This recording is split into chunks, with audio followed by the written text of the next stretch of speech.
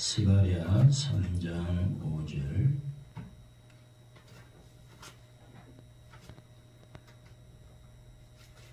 같이 한 목소리로 보도록 합니다.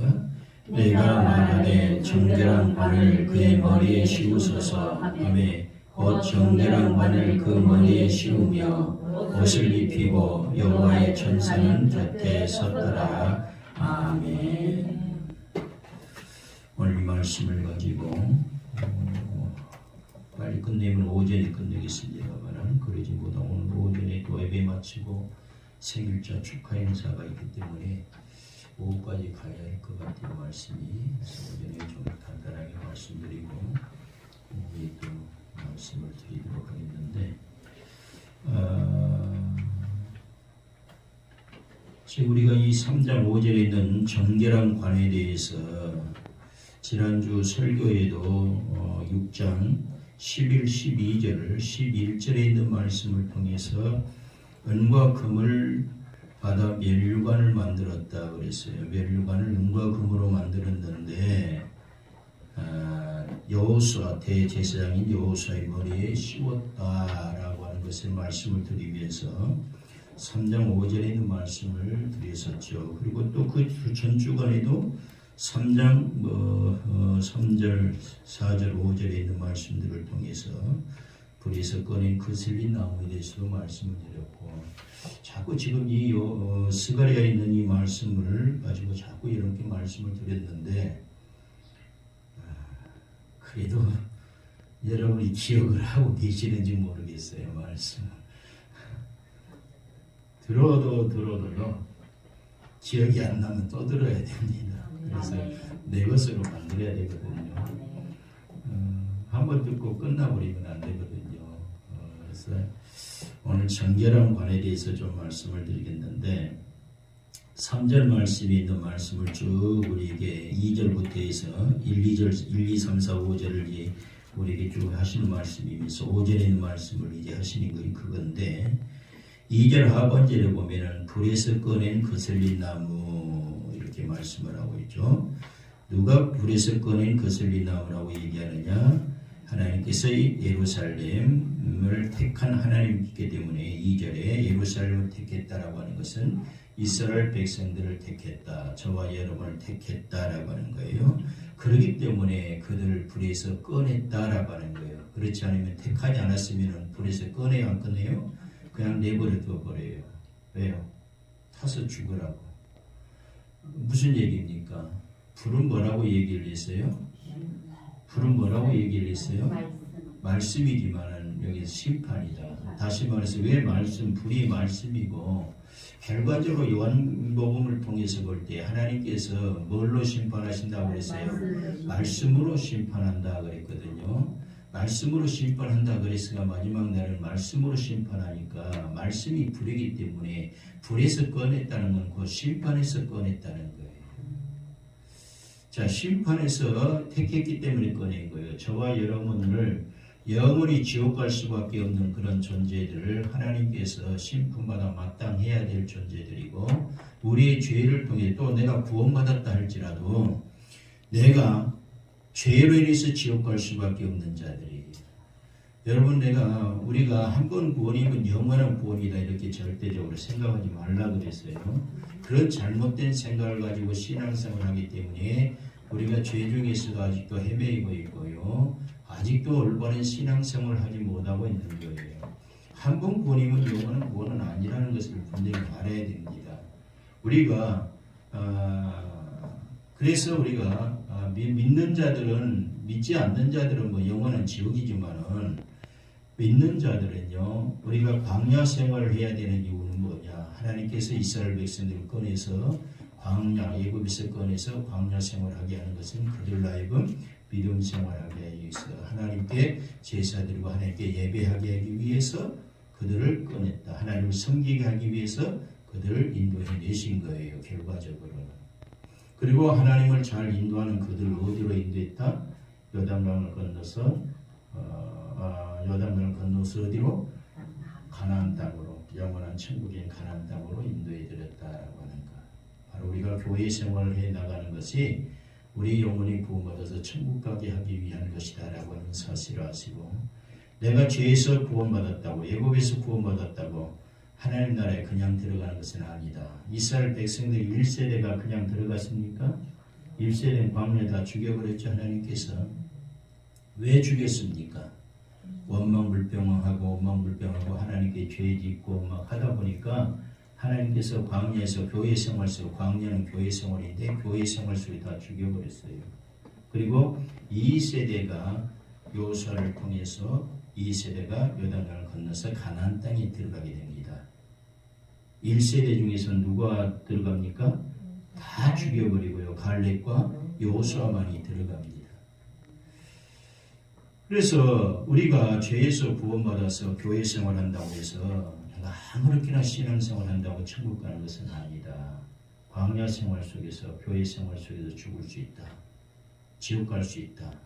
그렇기 때문에 정신 차려서 우리가 믿음 생활에 나가야 되는데, 말씀대로 신앙생활 하면 됩니다. 말씀대로 신앙생활에 나가면 돼요. 그러면 천국 가는데 지장이 없습니다. 근데 말씀에서 벗어난 신앙생활이라면 천국 가기가 어렵습니다. 자, 지금 여기 말씀에 불에서 꺼냈다. 지금 자, 마태복음 3장, 여기는 여러분 빨간 줄로 좀 본문, 이 줄로 한번 여러분이 표시를 해 놓으세요. 다시 넘어야 되니까. 마태복음 3장 한번 봅시다. 마태복음 3장 11절. 여러분 이건 말씀을 좀 안 드렸었는데 한번 드릴게요. 마태복음 3장 11절.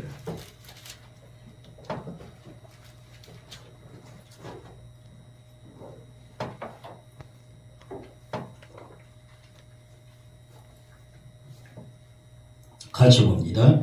나는 너희로 회개하게 하기 위하여 물로 세례를 베풀 거지만 내 뒤에 오시는 이는 나보다 능력이 많으시니 나는 그의 신을 들기도 감당하지 못하겠노라. 그는 성령과 불로 너희에게 세례를 베푸실 것이요. 자, 누가 성령과 불로 세례를 베푼다는 거예요? 성령과 불로 세례를 베푼다는 얘기가 뭐예요?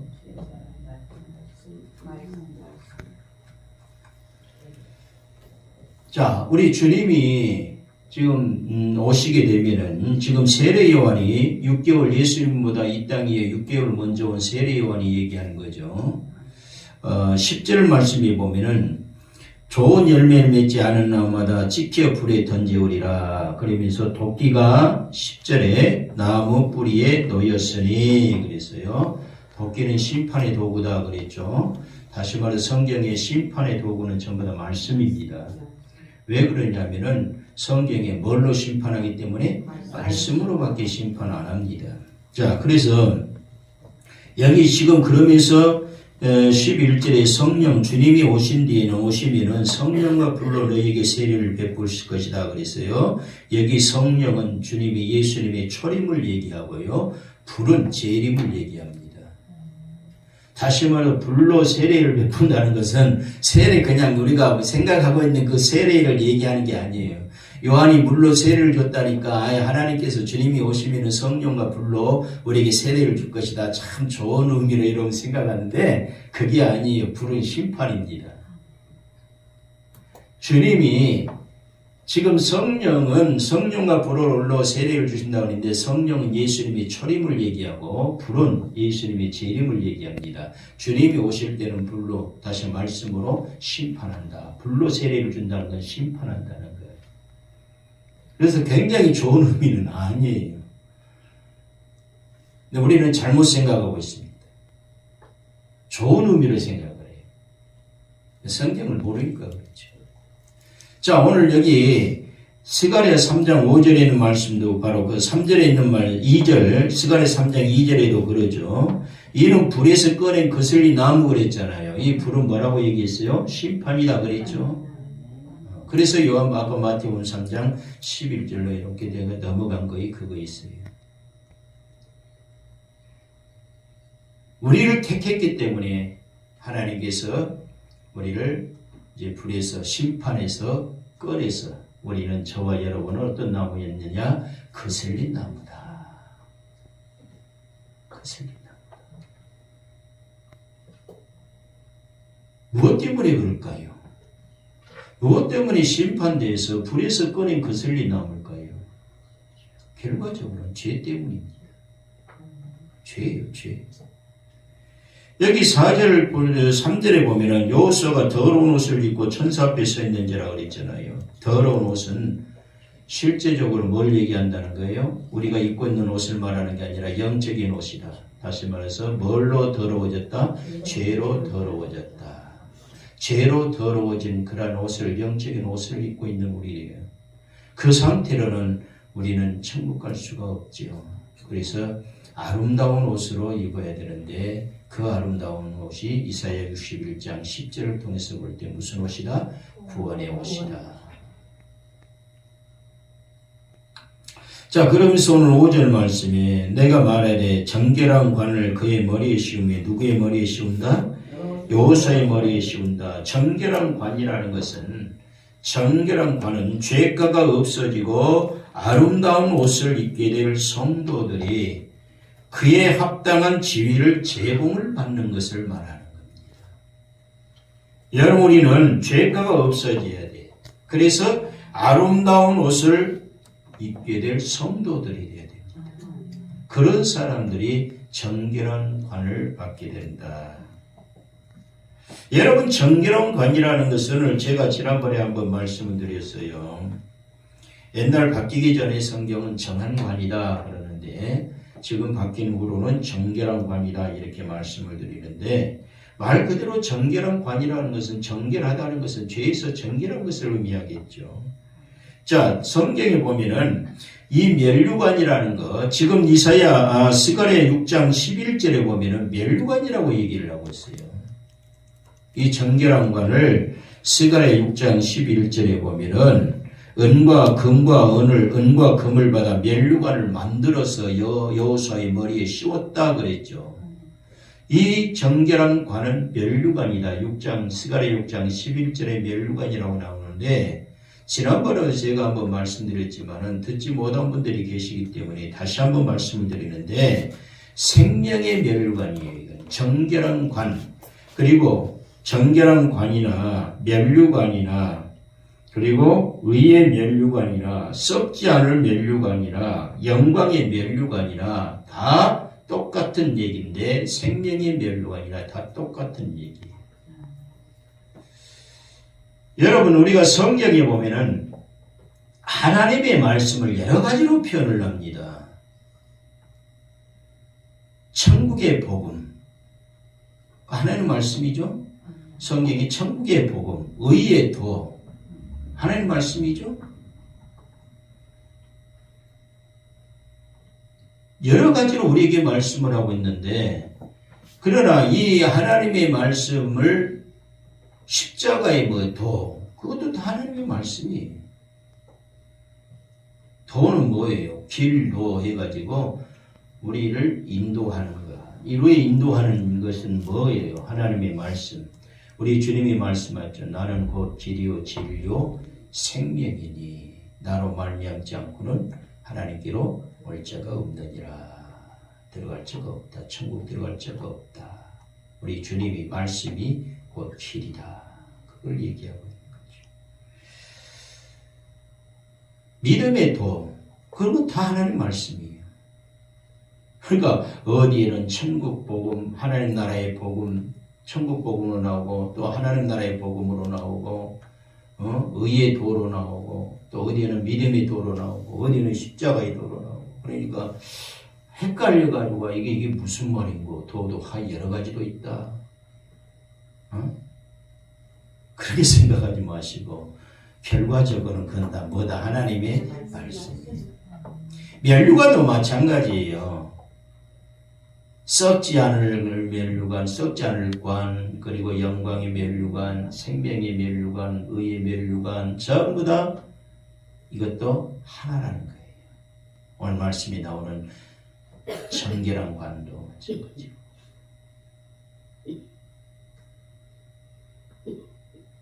결과적으로 이거는 생명의 면류관을 말하는데, 이것은 영생을 얘기한다. 조금 이따 필요하면 제가 한번 성경을 찾아보도록 하고요. 자, 디모데후서 4장 8절 한번 봅시다. 디모데후서 4장 8절.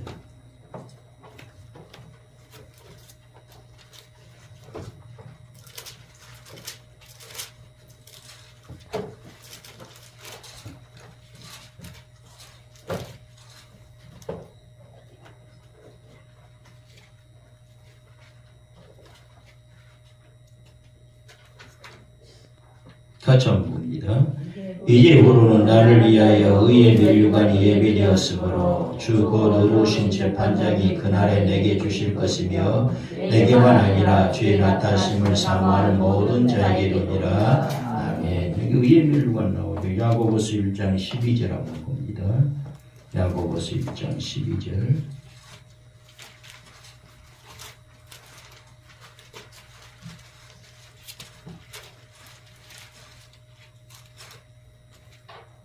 야고보서 1장 12절 함께 봅니다. 시험을 참는 자는 복이 있나니 이는 시험을 견디는 자가 주께서 자기를 사랑하는 자들에게 약속하신 생명의 멸류관을 얻을 것이기 때문이라. 베드로전서 5장 4절 한번 보십시오. 베드로전서 5장 4절.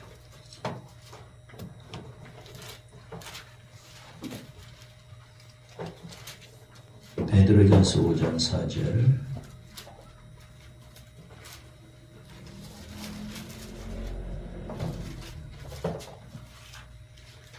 베드로전서 5장 4절 봅니다. 그리하면 목자장이 나타나실 때 시들지 않는 영광의 관을 얻으리라. 아멘. 옛날 박기기성이 전의 성경 영광의 멸류관이라고 했어요. 영광의 멸류관이나 영광의 관이나 같은 얘기인데 다 이게 결과적으로 생명의 멸류관, 다시 말해 영생을 얘기합니다. 영생. 자, 오늘 여기 말씀에도 보면은요, 지금 정결한 관 그랬어요. 우리는 여호수아가 정결한 관을 쓰신 것처럼 여러분 정결한 관은 죄가가 없어지고 아름다운 옷을 입게 될 성도들이 거기에 대한 합당한 지위를 제공받는 것을 우리에게 말씀을 해주고 있는데 우리는 거기에 합당한 죄가가 없어짐으로 합당한 것을 제공받는 우리 심령들이 되기를 원합니다. 자, 여기 말씀에 내가 말하되 본문 말씀이 그러죠. 3장 5절에 내가 말하되 정결한 관을 그의 머리에 씌우소서 그랬어요.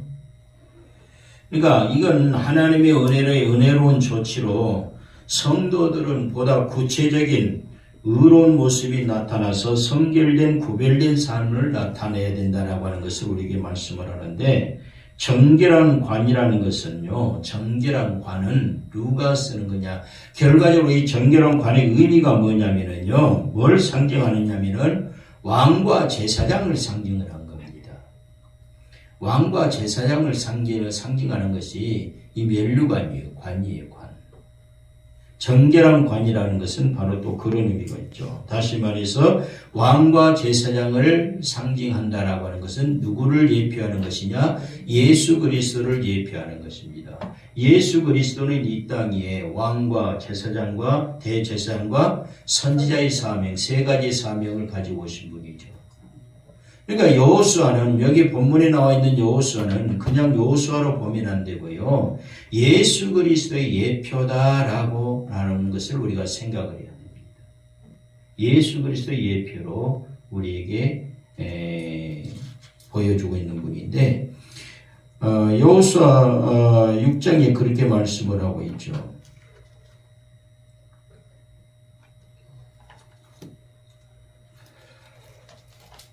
여호수아란다.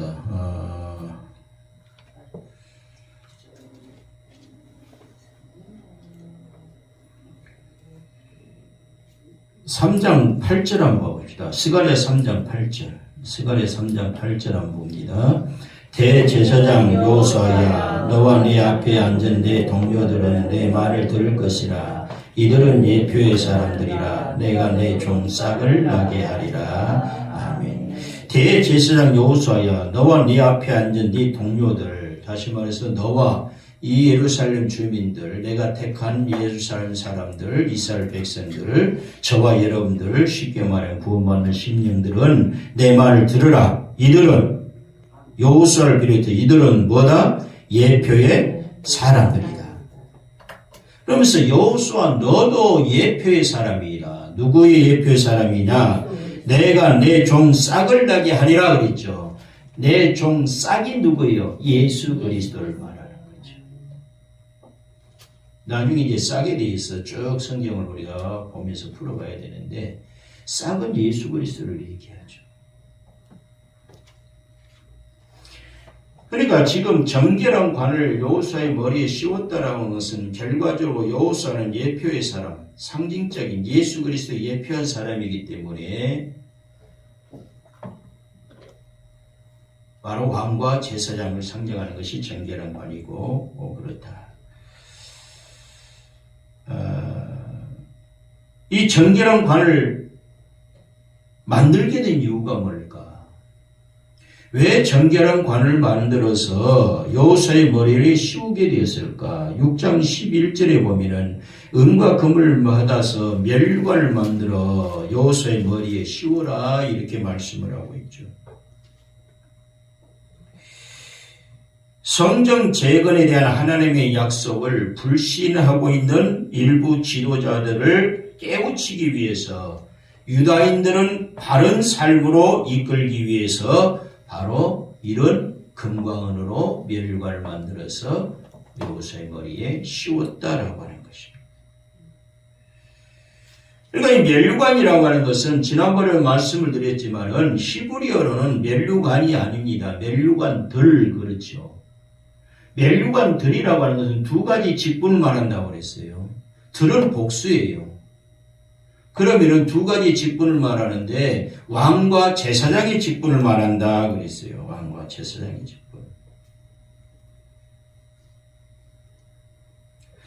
그래서 오늘 본문 말씀에 내가 말하되 정결한 관을 그의 머리에 씌우소서. 정결한 관은 그런 의미가 있습니다. 그리고 어디에 씌워달라? 머리에 씌우소서 그랬어요. 머리에 씌운다는 것은 최고의 명예를 상징하는 것이죠.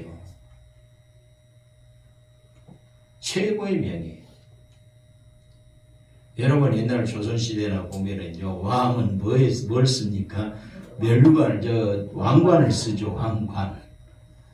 뭐 행사했을 때나 뭐 할 때는 왕관 딱 쓰죠. 그 뭐예요?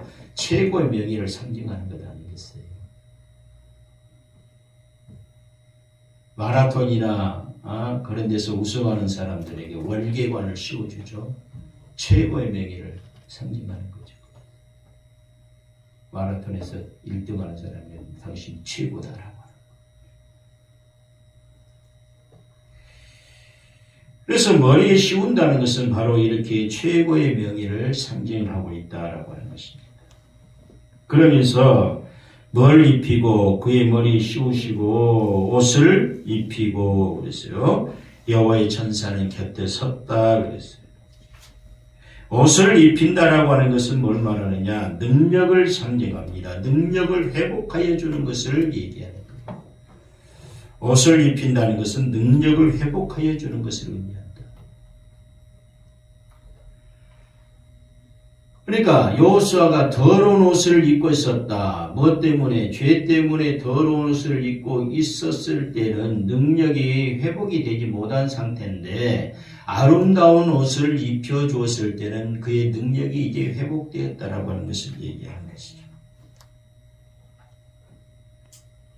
여호와의 천사는 3절 5절입니다. 3장 5절 말씀에 보면은 정결한 관을 그의 머리에 씌우소서. 곧 정결한 관을 그 머리에 씌우며 옷을 입히고 그랬죠. 그리고 여호와의 천사는 곁에 섰더라 그랬어요. 여러분 천년왕국에 이를 때까지 여기서 여호와의 천사가 곁에 섰다라고 하는 것은 그냥 천사로만 보지 마시라는 거예요. 여기서도 이 천사는 예수 그리스도를 예표를 해주고 있는데 영적으로 예수 그리스도를 예표해 주고 있는데 천사는 우리가 창세기를 통해서 볼 때에 그냥 천사로 나오는 분들도 있지만은 예수 그리스도를 상징적으로 천사로, 하나님을 천사로 얘기하면서 우리에게 말씀해 주는 내용들이 있어요.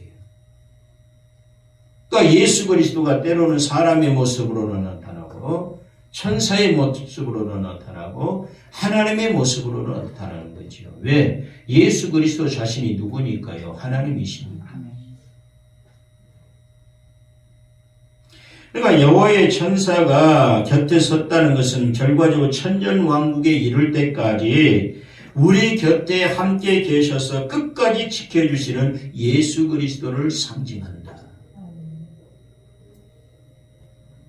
자, 여기서 여호수아는 예수 그리스도를 상징하지만 결과적으로 이 천사가 여호수아만을 지켜주는 게 아니라 여호수아와 함께한 이스라엘 백성들, 예루살렘, 하나님이 택한 예루살렘 거민들을, 주민들을 하나님께서 지켜주시고, 결과적으로 여호수아만 더러운 옷을 입고 있는 것이 아니라 이스라엘 민족 전체가 더러운 옷을 입고 있었다라고 하는 것을 얘기하는데, 여호수아를 앞세운 것은 여호수아가 대표격이기 때문에 그렇다. 저와 여러분이 여호수아가 예수 그리스도를 상징한다고 말씀드렸는데, 저와 여러분들이 예수님이 오시기 전에는 죄로 더러워진 옷을 입고 있는 사람들이었어요. 그런데 예수님이 오셔서 십자가를 지셨죠. 그러면 그분이 죄가 있어서 진 게 아니고, 인간 여호수아는 죄가 있지만은, 잘 들어야 돼요. 인간 여호수아는 죄가 있지만은 하나님의 성품을 가지고 오신 예수님은 죄가 있어요, 없어요? 죄가 없지만은 죄가 없으신 주님이 죄 있는 우리를 대신해서 죽어주셨죠. 그러므로 통해서 우리가 아름다운 옷을 입게 된 거예요. 죄로 더러워진 옷을 다 벗고 우리의 죄가가 다 없어지고 우리가 아름다운 옷, 그것이 바로 이사야 61장 10절의 구원의 옷을 입게 된 거예요.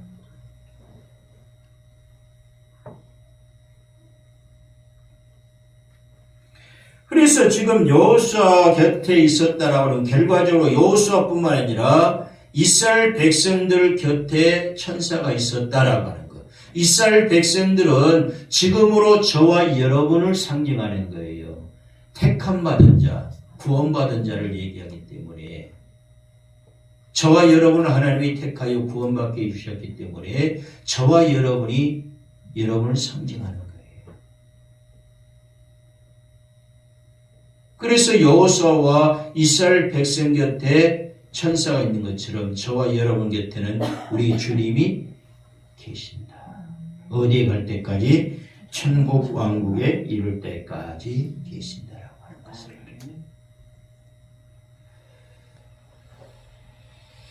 자, 대제사장 여호수아가 이제 변화가 일어납니까? 안 일어납니까? 변화가 일어납니다.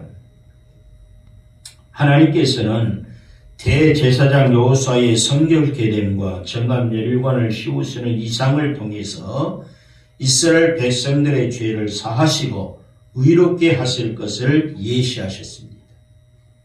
또한 그리스도를 통한 그러한 단번의 속죄를 예언함으로써 그리스도로 말미암는 구원을 받을 성도들의 행복을 예고하신 것입니다.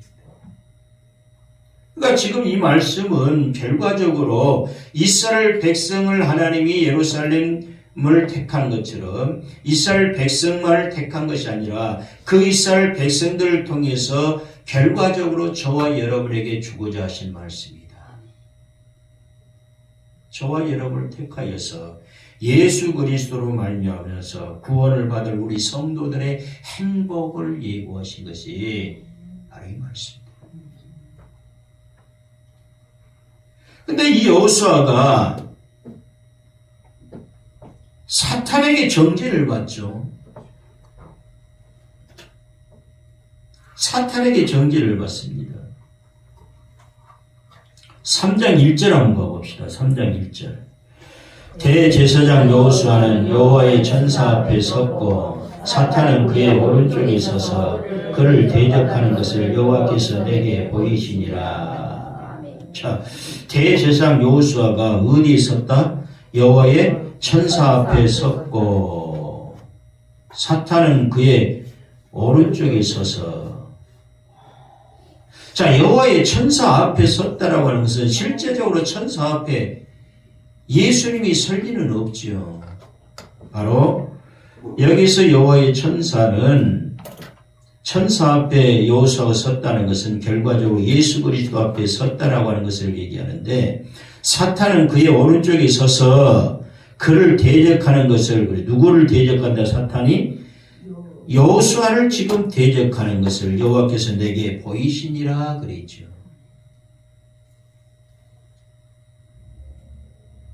지금 사탄이 여호수아를 대적합니다. 그러니까 사탄으로부터 지금 정죄받는 여호수아에 대한 말씀인데, 하나님께서는 스가랴 선지자에게, 스가랴 지금 3장, 이 스가랴서는 누가 기록한 거예요? 스가랴 선지자가 기록한 건데, 스가랴 선지자에게 하나님께서 이상을 보여줍니다. 무슨 이상을 보여줍니까? 지금 여호수아가 사탄에게 대적받는 그 모습을 보여주는 거죠. 그 이상을 보여주는 거예요.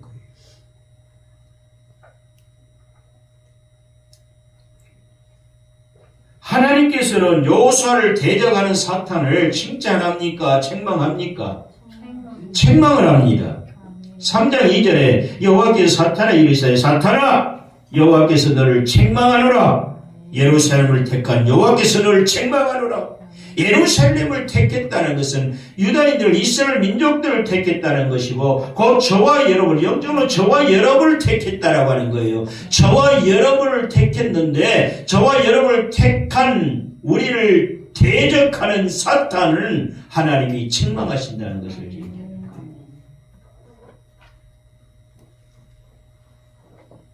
그러잖아요. 네, 여러분, 내 자식이 있어요. 내 자식이 있는데 그 어린 자식이 누구에게, 다른 사람에게, 다른 부모에게나 다른 사람에게 책망받으면 기분 좋아요? 아이고 기분 좋은데 더 책망하세요. 더 지옥하세요. 더 채찍질하세요. 그런 부모는 한 사람도 없습니다.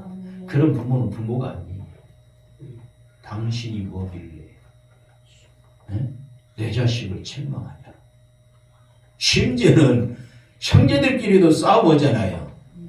형이 동생을 못살게 굴고 막 때리고 그러면 야 음식이야. 부모가 그러죠. 뭐라고 그래? 네 새끼냐 내 새끼지. 내 새끼를 왜 때리냐 그러죠. 형제들이 싸움을 해도 그러잖아요. 하나님이 택한 저와 여러분은 누구의 자식이에요? 하나님의 자식을 이놈의 사탄이 책망을 하는데, 대적을 하는데, 그래 잘한다 하겠습니까? 오히려 그 사탄을 하나님이 책망하죠. 네 새끼냐 내 새끼지. 내가 택한 자식이다. 네 새끼는 저기 있어. 그러자 있잖아요. 사탄의 새끼도 있어요. 하나님의 새끼도 있고. 우리는 하나님의 자식이고 새끼지만은 저쪽 외인들은, 저쪽 있는 사람들, 바깥에 있는 사람들은 사탄의 새끼예요.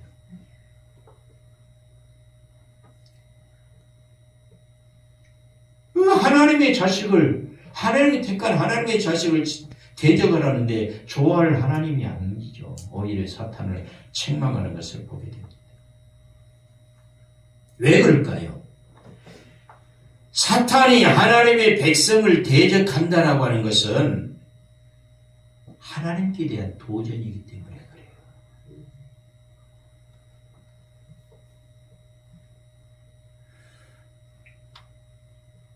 다른 사람이 내 자식을 채찍질하고 대적하고 그러면 뭐라고 얘기합니까? 부모인, 아니 그것도 그거 아까 얘기했으니까 넘어가고, 당신이 나를 우습게 보냐? 사실 가만히 한번 보세요. 대통령의 아들이 잘못하면은 누가 채찍질할 사람, 누가 있어? 책망할 사람 누가 있습니까? 에? 목숨이 몇 개씩 달려 있으면 책망할 수도 있겠죠. 대통령의 아들이 잘못했다고 책망할 사람이 누가 있냐고요. 그런데 참 밑에 있는 사람이 자식이 잘못하면은요 대번에 책망하죠. 왜 그럴까요? 결과적으로 부모를 우습게 보는 거예요. 부모에 따라 가지고 자식도 그렇게 할 수 있다는 거, 함부로 대할 수 있다는 거예요. 자식을 함부로 대한다는 것은 그 자식을 낳은 부모를 우습게 본다는 거예요. 하나님의 자식인 하나님이 택한 백성을 사탄이 대적한다는 것은 결과적으로 하나님의 백성들을 우습게 본다는 것이고, 또 하나님의 부모인, 우리의 부모인 하나님 자신을 우습게 본다는 것이에요. 사탄이 도전한다는 거예요. 그래서 하나님께서 사탄을 책망하는 거예요. 그러면서 하나님께서는 사탄이 대적하는 요소를 불에서 꺼낸 거슬린 나무다. 이 요소뿐만 아니라 내가 택한 이스라엘 백성들은 불에서 꺼낸 거슬린 나무다. 그 얘기. 이것은 뭘 말합니까? 바벨론의 포로 상태에 있다가 구원을 받아서 해방된 이스라엘 민족들의 영적인 상태를 의미하는 거예요.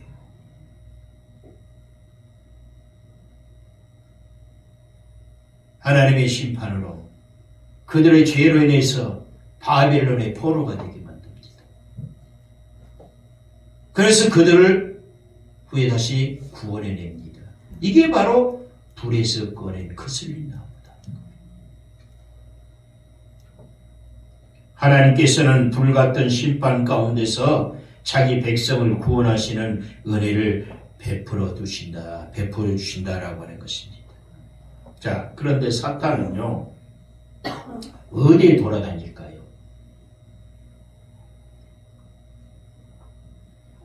사탄이 어디에 돌아다닐까요? 어디에 돌아다니는지 몰라요? 네? 자, 욥기 1장 7절 한번 봐봅시다. 욥기 1장 7절.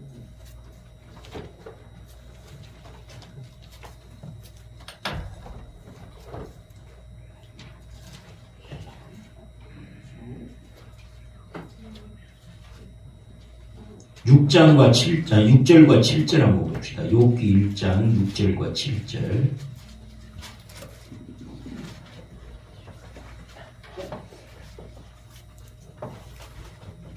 같이 한번 봅니다. 하루는 하나님의 아들들이 와서 여호와 앞에 섰고 사탄도 그들 가운데 온지라. 여호와께서 사탄에게 이르시되 네가 어디서 왔느냐? 여호와께 대답하여 이르되 땅을 두루 돌아 여기저기 다녀왔나이다. 아멘. 사탄이 어디서 왔다고요? 땅을 두루 돌아 여기저기 다녀왔나이다. 여기저기 어디라고요? 여기저기 한두 군데 돌아다니는 게 아니에요. 어떤 사람이 해외여행을 자주 간 사람에게 오늘 어디 갔다 왔어요? 해외여행 몇 번이나 다녀왔어요? 어디 갔다 왔어요? 여기저기 다녀왔다고 그러죠. 그 얘기는 뭐예요? 여러 군데 다녀왔다는 얘기죠. 지금 하나님께서 사탄에 가는 얘기가 야, 너 어디서 왔냐? 그러니까 사탄이 어디서 왔는지 몰라서 묻겠어요. 하나님께서 알고 계시면 묻습니다. 모르니까 뭐라고 얘기한다고요? 여기 땅을 두루 돌아 여기저기 다녀왔다 그랬어요.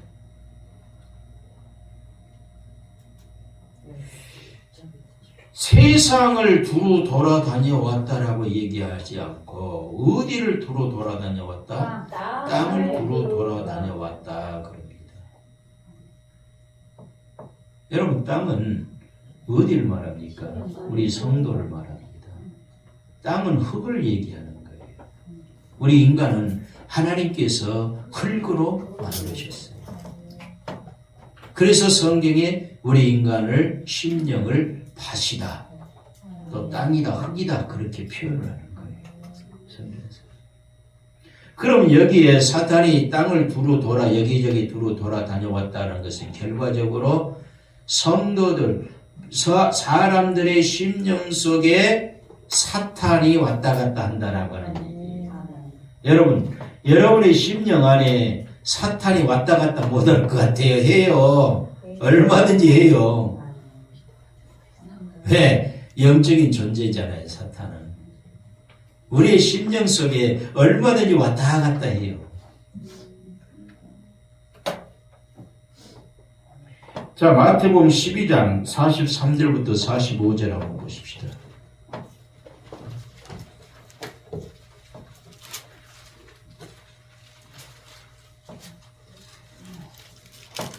마태복음 12장 43절에서 45절. 같이 한번 보겠습니다. 더러운 귀신이 사람에게서 나갔을 때 물 없는 곳으로 다니며 쉬기를 구하되 쉴 곳을 얻지 못하고 이에 이르되 내가 나온 내 집으로 돌아가리라 하고 와보니 그 집이 비고 청소되고 수리되었거늘 이에 가서 저보다 더 악한 귀신 7을 데리고 들어가서 거하니 그 사람의 낮은 형편이 전보다 더욱 심하게 되느니라. 이 악한 세대가 또한 이렇게 되리라. 아멘. 악한 세대가 어떻게 된다고요? 이렇게 된다. 어떻게 된다? 귀신이 왔다 갔다 한다. 아멘. 귀신이 왔다 갔다 한다. 지금 이 말씀에 귀신이 지금 사탄이 두루 돌아다녔잖아요.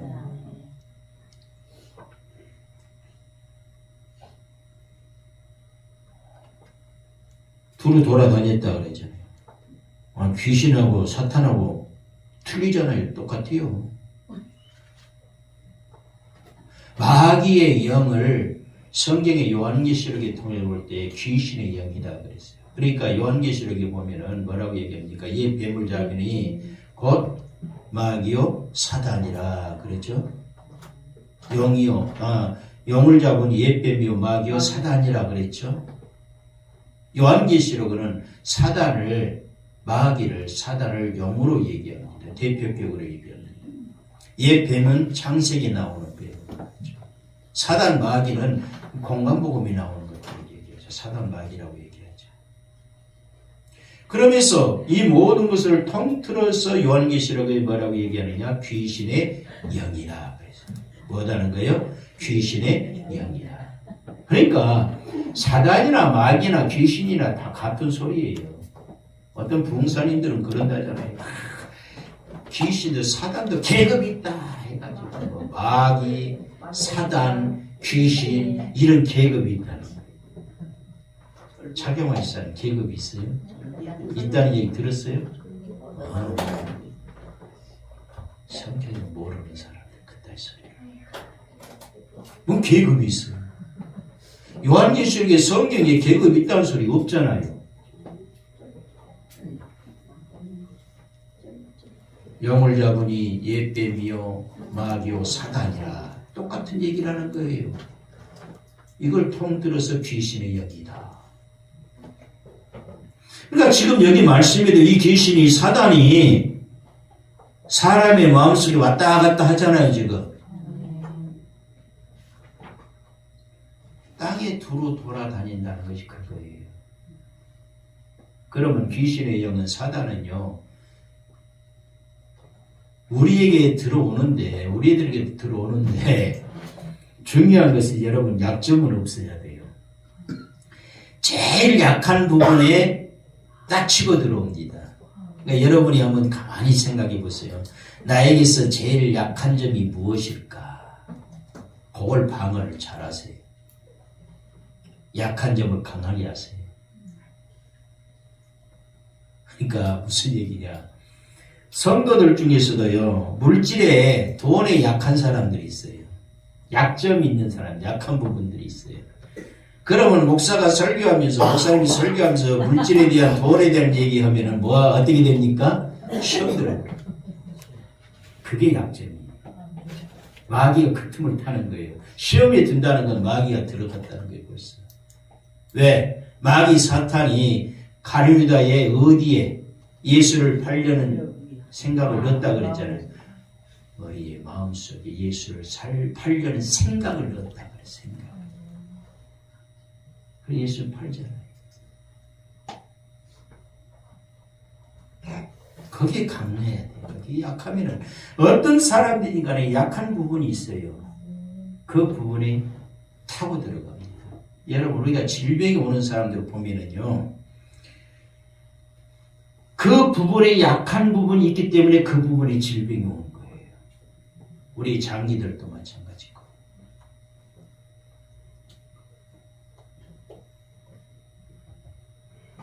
다른 부분은 괜찮은데 강한데 그 부분이 장기적으로 좀 장기가 좀 약하니까 그 부분에 질병이 온 것처럼 마귀도 마찬가지예요. 그런데 지금 이 마귀가 귀신의 영이 나갔다가 어디로 물 없는 곳으로 다니면서 쉬기를 구하는데 쉬기를 어디서 쉬어 못 쉬어요? 못 쉬죠. 여기서 물은 말씀이다 그랬죠 옛날에 제가. 귀신이 나가고 나서 나에게 물이 있으면 돼. 다시 말해서 하나님의 말씀으로 내가 충만하면은 다시는 못 들어옵니다. 말씀이 없으니까 그곳에 가서 쉬려고 합니다.